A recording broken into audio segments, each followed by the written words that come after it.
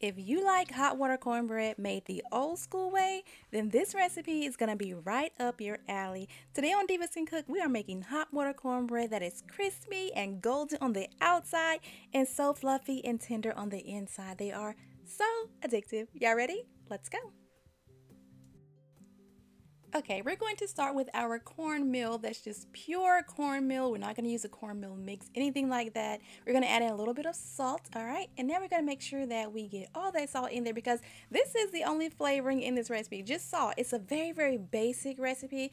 I feel like if you didn't grow up with the old school hot water cornbread, you might not like it because it's not like the updated version that uses like cornmeal mix and baking powder and sugar and all that stuff. This is like old school hot water cornbread, okay? But I will put both recipes on my blog, all right? Okay, now we're gonna get to my favorite part. The most important part is the hot water. Make sure your water is boiling, boiling, boiling. It can't be warm or like kind of hot. It needs to be boiling water because this is gonna soften up our cornmeal beautifully. Add it a little bit at a time. Be very, very careful here because if you accidentally add too much, it's so annoying. You have to start over. And this is exactly what I did. I added too much and I was like, oh my gosh, are you kidding me? It just would not form a dough. Oh, so I had to start over. And here's when I realized, oops, I done messed this up, child. You done added way too much water. I'm like, oh, Lord have mercy. But it's okay. I've made this. And look, you see how it's all like kind of wet and grainy and gritty and just feel kind of icky?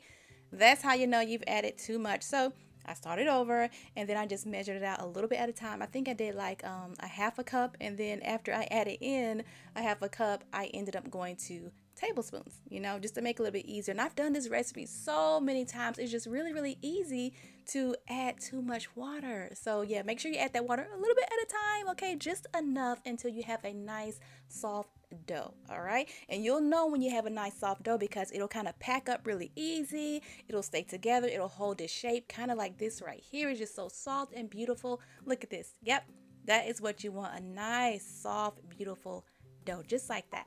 So now we can add in our melted butter. This is going to make handling the dough so much easier. It's not going to stick to your hand. You can use bacon grease, you can use lard, anything, just some type of fat. Put some type of fat in there and it's going to make the dough amazing. Of course, add some, flavor to the dough as well. See how nice and soft it is? Yeah, that is how perfect hot water cornbread dough looks like.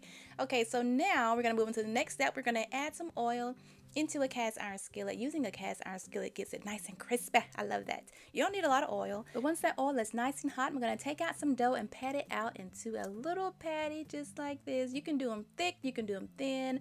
My grandmother used to do hers really, really thin. They were so crunchy, but I like to have mine a little bit, on the thicker side so the inside is nice and fluffy.